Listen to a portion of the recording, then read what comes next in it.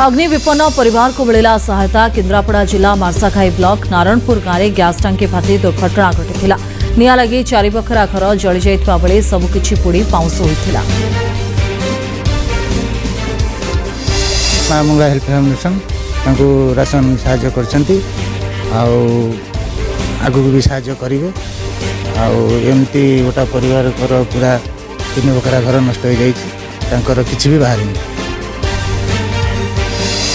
निआरे पोड़ी हुई घरर आसबाब पत्र समेत धान चाउल समेत लक्षाधिक टंकार संपत्ति संपूर्ण नष्ट हो जाइए। खबर पाई राजनगर ब्लॉक अंचल एक स्वेच्छासेवी संगठन अग्नि विपन्न परिवार को सहायतार हाथ बढ़ाई।